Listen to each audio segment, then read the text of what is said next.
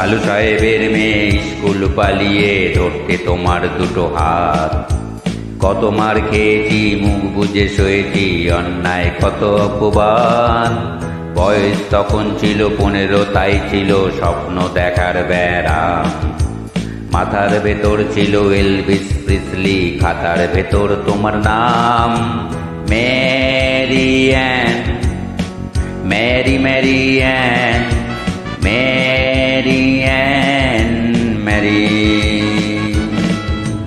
Mary Ann, Mary Mary Ann, Mary Ann, Mary.